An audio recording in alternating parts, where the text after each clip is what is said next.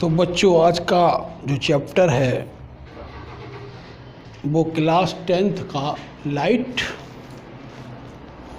इस चैप्टर में important question चल रहे हैं। इसके पहले वीडियो में भी इम्पोर्टेंट क्वेश्चंस थे और वही इम्पोर्टेंट क्वेश्चंस आगे हम कंटिन्यू करते हैं। Class 10th light important questions. पहला क्वेश्चन है, first question, most important question है। An image always erect formed by mirror. एक इमेज जो इरेक्ट होती है मिरर के द्वारा। किसके द्वारा? मिरर के द्वारा। ऐसा कौन सा मिरर है जिसमें इमेज इरेक्ट सीधी बनती है? कैसी बनती है? सीधी बनती है।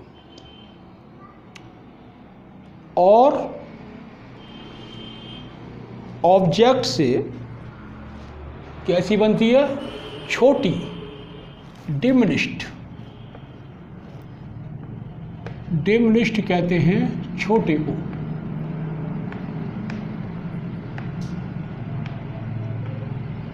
और कैसी बनती है? डिमिनिश्ड। मीन्स उस मिरर का नाम बताओ जिसमें ऑब्जेक्ट की इमेज सीधी बनती हो और छोटी बनती हो। तो सबसे पहले हमें इसी बात से पकड़ में आता है कि जो इमेज इरेक्ट बनती है और डिमिनिश्ड बनती है वो बनती है कॉन्वेक्स मिरर से। किससे बनती है? Convex mirror. एनसीईआरटी में जब बुक्स की है तो उसमें हम पढ़ चुके हैं कि कॉन्वेक्स मिरर में हमेशा इमेज इरेक्ट और डिमिनिश्ड, सीधी और छोटी बनती है। तो इसका आंसर हो गया an image always erect and diminished formed by mirror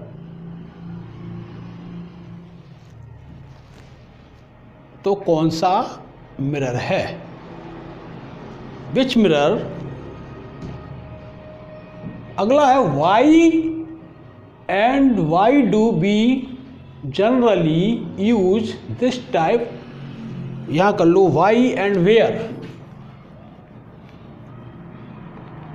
Y and where कहाँ इसका उपयोग करते हैं और क्यों करते हैं, उसका रीजन देना है। तो देखिए, कॉन्वेक्स मिरर में इमेज हमेशा सीधी बनती है। ये क्या है? ऑब्जेक्ट। ये क्या है? Convex mirror. यहाँ से रेज गई क्योंकि इधर पॉलिश हो रही है। इस साइड में ये डाइवर्ज हो गई, इस साइड में चली गई, तो पीछे ये कहाँ मिलेगी? एफ पर। रेज क्या चल रही है? क्योंकि प्रिंसिपल एक्सिस से पैरेलल चल रही है। और जब कोई भी रे प्रिंसिपल एक्सिस के पैरेलल चलती है तो वो या फोकस से होकर जाती है या फोकस से जाती हुई अपीयर होती है, प्रकट होती है। ऐसा लगता है जैसे वो फोकस से आ रही हो। क्योंकि यहाँ पॉलिश है तो ये पार तो जाएगी नहीं इसके, ये इस प्रकार से डाइवर्ज हो जाएगी, इस प्रकार से चली जाएगी और पीछे डॉट डॉट करके जब मिलाओगे तो ये फोकस पर मिलेगी। अर्थात फोकस से आती हुई ये रे प्रतीत होगी। दूसरी रे को, ये रे जा रही है, रे तो बहुत जा रही हैं, लेकिन हम पिछले वीडियो में बता चुके हैं कि पूरा फिगर हम 2 रे पर ही बनाते हैं। पूरा फिगर कितनी रे पे बनाते हैं? 2 रे पे। तो दूसरी रे जा रही है, यहाँ गई, वापस इधर पॉलिश हो रही है, पार तो नहीं जाएगी, तो ये वापस हो जाएगी। क्यों वापस हो जाएगी?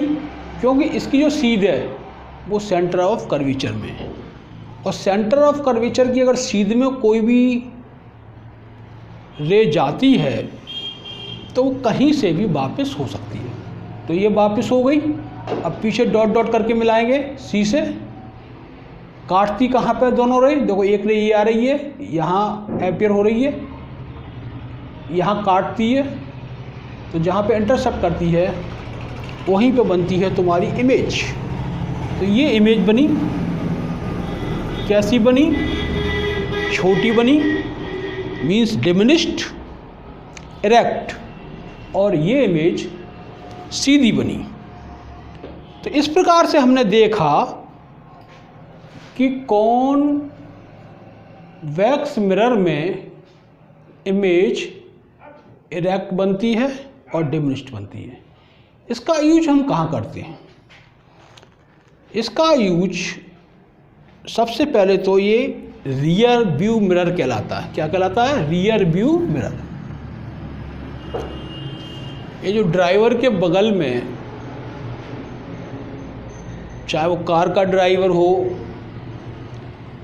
चाहे ट्रक का ड्राइवर हो, चाहे बस का ड्राइवर हो, उसके बगल में जो मिरर लगा हो रहता है, जिससे वो पीछे देखता है कि कौन गाड़ी आ रही है, कौन नहीं आ रही है, उसको कहते हैं रियर व्यू मिरर। क्या कहते हैं? Rear view mirror. रियर माने बहुत बड़े क्षेत्र को, व्यू माने देखना, और मिरर माने हमारा मिरर, हमारा दर्पण। क्यों इसका उपयोग करते हैं भाई रियर व्यू मिरर में? क्योंकि ये छोटा बनाती है इमेज। इमेज कैसी बनाता है? ये छोटी बनाता है। और ये जो एरिया है ऑब्जेक्ट वाला, ये बहुत एरिया ले लेता है। तो जो ड्राइवर है, जो सीट पर बैठा हुआ है, वो बहुत बड़े एरिया को देख लेता है। अर्थात कौन सी गाड़ी पीछे आ रही है, कौन सी गाड़ी नहीं आ रही। देखिएगा, जब पीछे से गाड़ी आती है तो जब दूर होती है तो वो छोटी दिखाई देती है, और भी छोटी दिखाई देती है। मान लीजिए, और जब वो गाड़ी पास में आती है तो हमें बड़ी दिखाई देती है। तो ड्राइवर अंदाज़ा लगा लेता है कि जो पीछे जो व्हीकल आ रहा है हमारे, ये कितनी दूरी पर है, लगभग अंदाज़ा उसे हो जाता है। तो जैसे हम इस ऑब्जेक्ट को अगर हटाते चलें पीछे, कहाँ हटाते चलें? पीछे, तो इमेज का साइज उतना ही छोटा होता जाएगा। ये मेरा ड्राइवर की सीट पर लगा हुआ है मान लो, और जब ये गाड़ी आगे आएगी तो ये इमेज बड़ी होती जाएगी। तो एक हमारा आंसर ये बनता है कि अगर ऑब्जेक्ट को, ऑब्जेक्ट मतलब जो पीछे ट्रक आ रहा है, अगर ऑब्जेक्ट को हम कॉन्वेक्स मिरर में मिरर के जितने भी नज़दीक लाते जाएंगे तो इमेज का साइज बड़ा होता जाएगा। और अगर ऑब्जेक्ट को हम मिरर से पीछे ले जाएंगे तो ऑब्जेक्ट का साइज, मतलब ट्रक का साइज छोटा होता जाएगा। तो जैसे मान लीजिएगा, ये अगर ड्राइवर जा रहा है, एक गाड़ी इधर से क्रॉस कर गई, जितना दूर जाती जाएगी उसकी इमेज उतना ही छोटी होती जाएगी। इसका मतलब वो दूर जा रही है।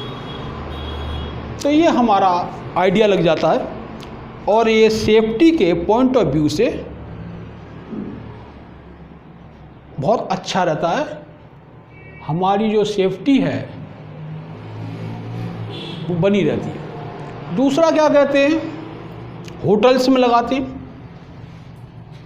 मॉल्स होते हैं, या सामान लेते हैं, बाहर से कौन आ रहा है क्या नहीं आ रहा है, या पूरा व्यू जो हमें देखना है, अंदर कोई आदमी चुरा ही रहा है मान लो।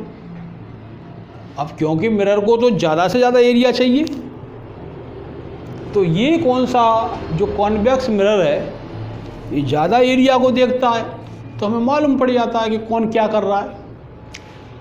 होटल्स में इसका उपयोग बहुत करते हैं, होटल्स में मालूम पड़ जाता है कौन आ रहा है कौन नहीं जा रहा, होटल्स के बाहर कौन कौन लोग खड़े हुए, उनकी छोटी छोटी इमेज पूरे स्क्रीन पे दिखाई देने लगती है।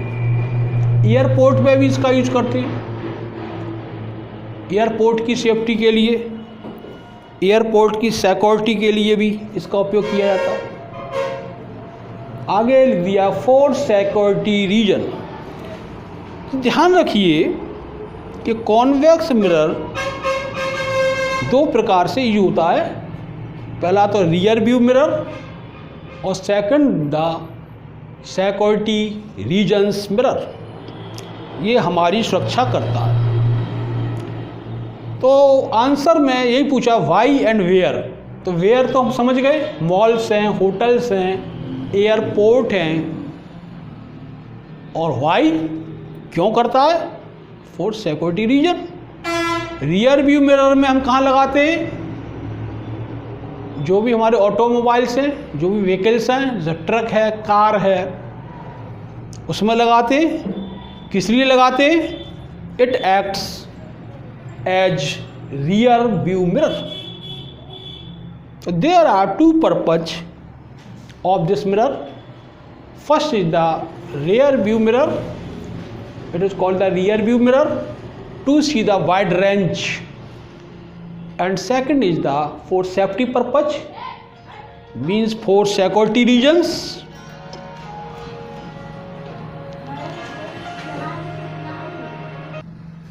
तो अगला क्वेश्चन है क्वेश्चन नंबर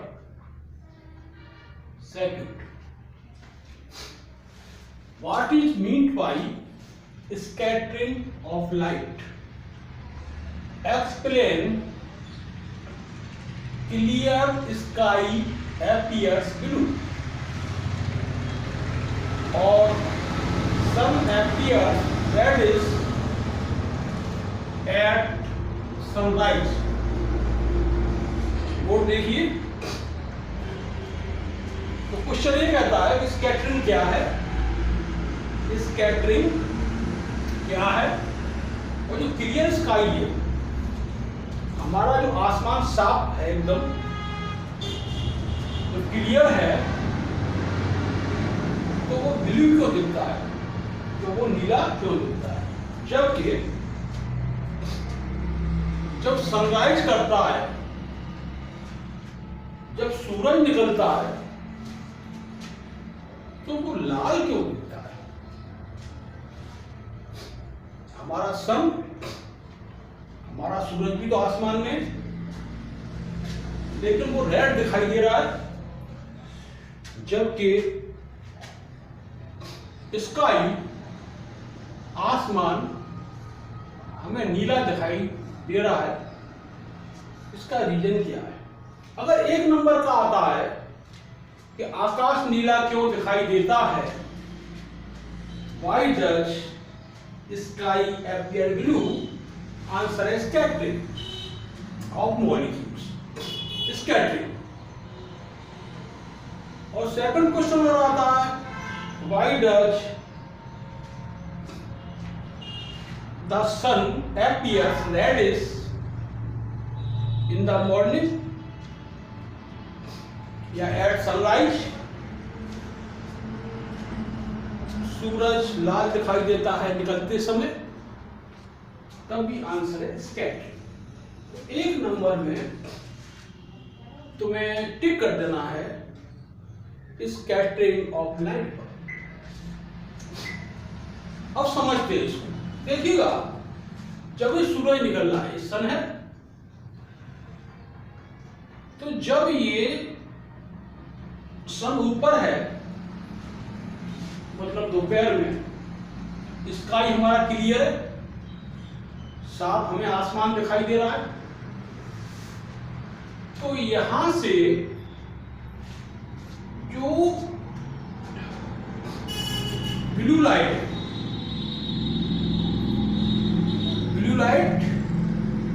उसकी वेवलेंथ कम है। देखिएगा, सबसे कम जो वेवलेंथ होती है वो वायलेट बैंगनी कलर की, उससे ज्यादा इंडिगो की, उससे ज्यादा ब्लू की, उससे ज्यादा ग्रीन की, उससे ज्यादा येलो की, उससे ज्यादा ऑरेंज की और सबसे ज्यादा रेड की।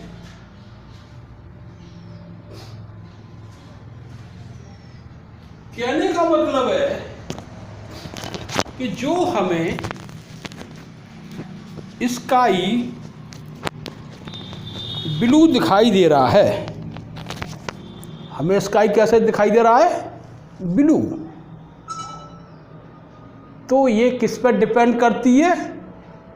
ये वेवलेंथ पर डिपेंड करता है। वेवलेंथ का मतलब बता चुके हैं। जैसे बच्चा होता है वो धीमे धीमे चलता है, उसके स्टेप छोटे छोटे होते हैं। तो जब स्टेप छोटे छोटे होते हैं तो हम कह सकते हैं उसकी वेवलेंथ कम है। तो क्वेश्चन में यही कह रहा है कि what is meant by scattering of light. Scattering of light क्या है और हमें आसमान नीला क्यों दिखाई देता है और सूरज, सन जब निकलता है तो हमें लाल क्यों दिखाई देता है?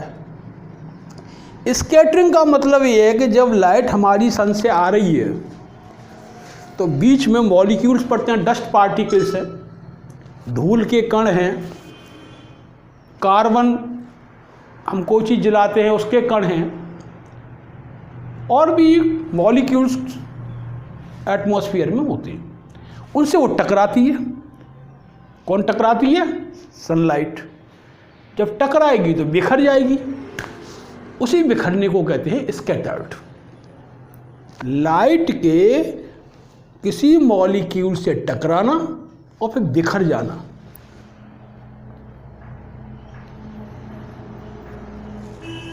इसी को कहते हैं स्कैटर्ड। तो देखिएगा, जिसकी वेवलेंथ कम होगी, धीमे धीमे आ रही है, यहाँ चल रही है, फिर यहाँ चल रही है, फिर यहाँ चल रही है, फिर यहाँ चल रही है, जिसकी वेवलेंथ क्या है? कम होगी, वो कई बार टकराएगी। इस मॉलिक्यूल से भी टकराएगी, इस मॉलिक्यूल से टकराएगी, इस मॉलिक्यूल से भी टकराएगी, तो ज़्यादा बिखर जाएगी। बात को समझ में आई? तो इसीलिए जो ब्लू लाइट है यहाँ से चल रही है, ये स्कैटर्ड हो जाती है मोर। तो हम क्या लिखेंगे? That the wavelength of blue light is less, सो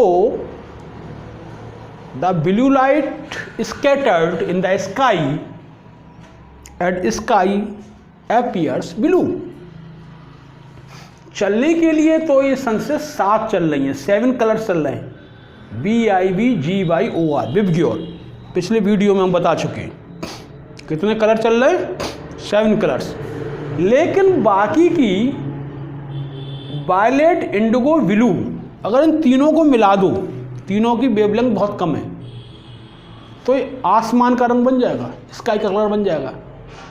ये ब्लू नहीं है स्काई, टोटल स्काई ब्लू कहते हैं, जिसमें क्या क्या मिले हैं? वायलेट, इंडिगो और ब्लू, 3 कलर मिक्स हैं। तो हमें ये स्काई ब्लू जो दिखाई देता है, सिंपल कह देते हैं ब्लू दिखाई देता है, तो सीधा सा आंसर है कि जो ब्लू कलर है लाइट का वो स्कैटर्ड कर जाता है। सेकंड नंबर पे, लेकिन जब सूरज निकलता है तो लाल क्यों दिखाई देता है? सूरज निकलता है तो ये रेड क्यों दिखाई देता है? ये ब्लू क्यों नहीं दिखाई देता भाई? जब स्काई ब्लू दिख रहा है तो सन भी तो निकलते समय हमें ब्लू दिखाना चाहिए, लेकिन सन कैसा दिखता है? सन हमें रेड दिखाई देता है। इसका सीधा सा आंसर है, देखो दोपहर में जो सन जो है वो सिर पे होता है, ऊपर सीधा होता है, और जब ये निकलता है तो इसे कहते हैं हॉरिजन। क्या कहते हैं? हॉरिजन। तो हॉरिजन पे होता है, हमने लिख दिया है सन नियर हॉरिजन। हॉरिजन माने सीधा और वर्टिकल माने सीधा, जिसे एल्टीट्यूड कहते हैं। यहां पर जब ये होगा तो क्या होगा भाई? ये हमारे काफी नजदीक होता है, और जब ये हॉरिजन पर होगा, जब ये हमारे हॉरिजन पर होगा तो क्या होगा? तो सीधा सा है, जो रेड की वेवलेंथ हैं वो हमारे पास पहले पहुंच जाएंगी। तो हम सीधा सा लिख सकते हैं कि at sunrise the blue colour of sunlight get scattered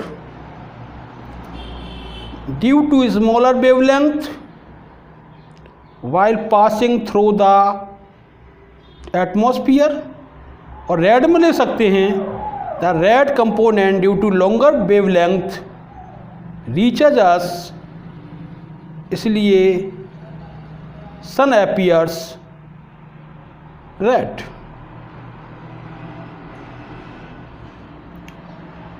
यहां पर जो बात हो रही है वो किसकी हो रही है? वो रेड कलर में वेवलेंथ ज़्यादा है, हमारी आइज पर जल्दी पहुंच रही है, इसलिए यहाँ पर बात हो रही है वेवलेंथ की। जो ब्लू जो स्कैटर्ड कलर है वो तो मोर हो ही जाता है, उसमें कोई बात नहीं है, लेकिन जब तक हमारी आइज आसमान में देखने को पहुंचेगी या सन को देखने में पहुंचेगी, और तब तक रेड कलर हमारी आइज पर आ चुका होगा, क्योंकि उसमें वेवलेंथ ज़्यादा है। तो ये क्वेश्चन बहुत इम्पोर्टेंट है, इसलिए इस क्वेश्चन को बहुत ढंग से कर लो। हमने फिगर बना दिया है,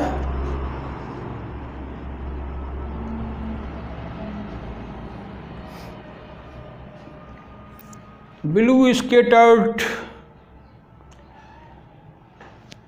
यहाँ मोर की जगह अवे कर लो चाहे तो, और हम थोड़ा सा दिक्कत आ रही होगी यहाँ पर समझने में, ब्लू स्कैटर्ड अवे,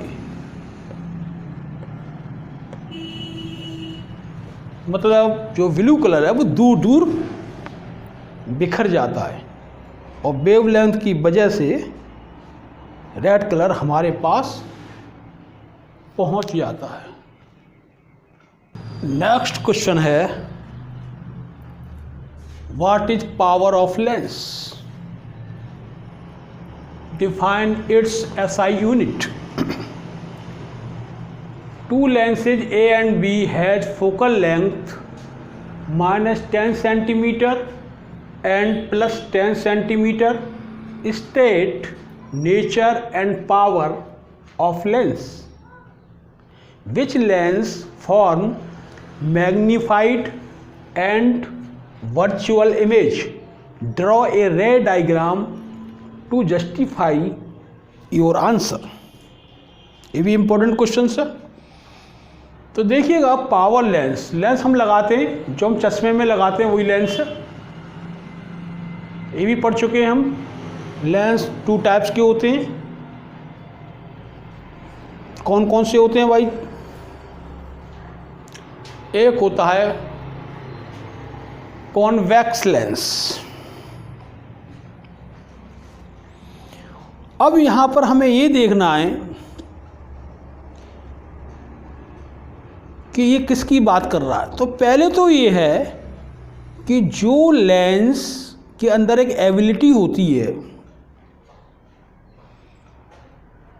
कॉन्वर्ज करने की रेज को, कॉन्वर्ज मीन्स मोड़ना, नज़दीक, कॉन्वर्ज, और दूसरी होती है डाइवर्जेंट लेंस होता है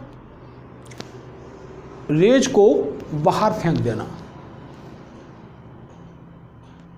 तो वो कितना ज़्यादा मोड़ देता है, रेज में कितनी ज़्यादा बेंडिंग कर देता है, कितना रेज को मोड़ देता है, वही उसकी पावर होती है। मान लीजिएगा ये रेज है, एक लेंस यहाँ लगा दिए, कोई मान लो ये कोई लेंस है, सपोज का लेंस है,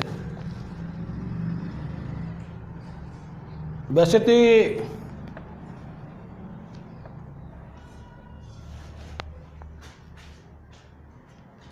कॉन्वेक्स लेंस होगा। अब इसको हमने लिया, ये लेंस है, इसने मालूम पड़ा कि यहीं तक मोड़ पाया ये रेज को, ये क्या आ रही है सन रेज। अब तुमने क्या किया, दूसरा लेंस लिया, इसने बिल्कुल पास तक मोड़ दिया। देखिएगा ये कहाँ तक मोड़ रहा है लेंस से, दूरी देखो, और इस दूरी को देखो, ये देख रहे हो ज़्यादा मोड़ देता है, ये कम मोड़ पाता है। तो हम कह देंगे इस लेंस की जो ज़्यादा मोड़ देता है, ज़्यादा बेंड कर देता है लाइट को, उसकी पावर ज़्यादा है। और जानते ही हैं कि कॉन्वेक्स लेंस में हमेशा कॉन्वर्जिंग एक जगह पर मिलाता है।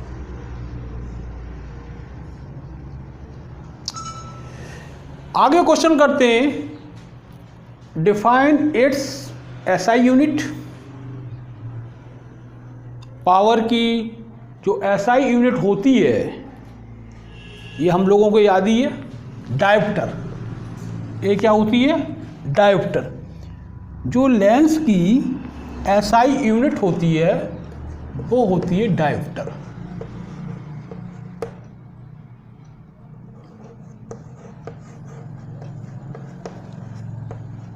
जिसे हम लिखते हैं कैपिटल डी से। तो हमेशा ध्यान रखो कि जो एसआई यूनिट होती है पावर की, वो होती है डायोप्टर। अगला कह रहा है क्वेश्चन में,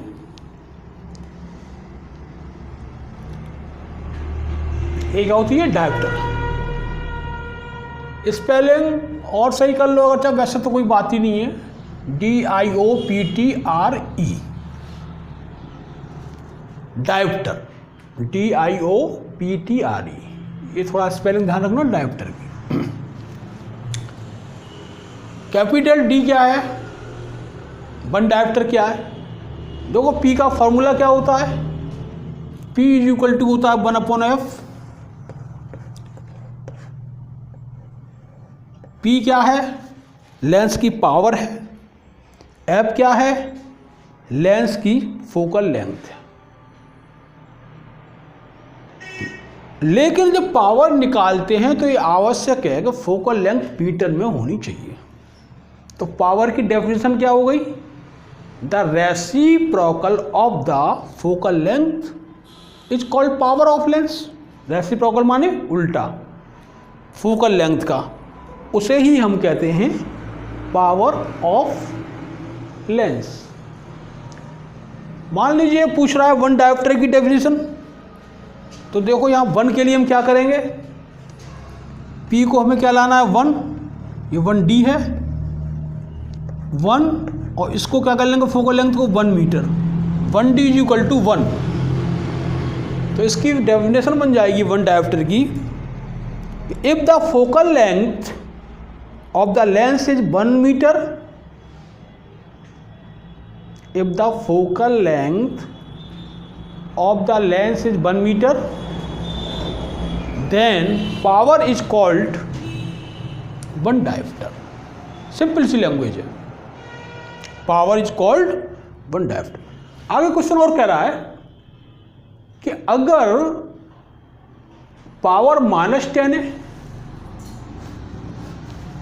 पावर -10 है, तो देखो माइनस में कौन सा बनता है, माइनस में बनता है कॉनकेव।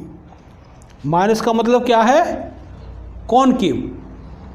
तो ये वाला कॉनकेव लेंस है और +10 की बात कर रहा है, तो प्लस में पावर किसकी होती है, कॉन्वेक्स की, क्योंकि कॉन्वेक्स में फोकल लेंथ प्लस है तो पावर भी प्लस होती है, मुझे ध्यान रखो।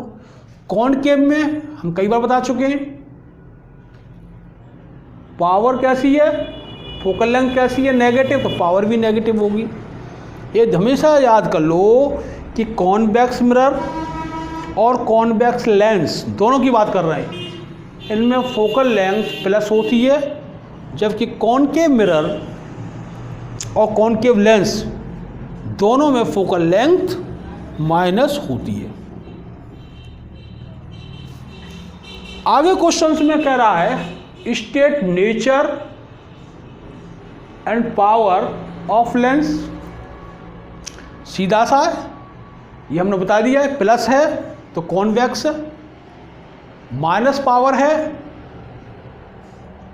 तो क्या हो जाएगी, तो कॉनकेव हो जाएगी, सीधा सा।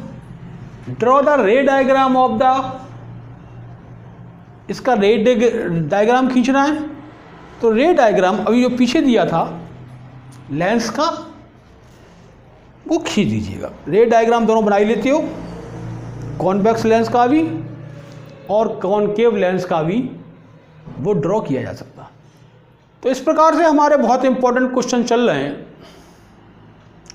इनको बहुत ध्यान से देखिएगा, एग्जाम में से इन्हीं में से आना है, तो इसीलिए इन क्वेश्चंस को बहुत ध्यान से कीजिएगा।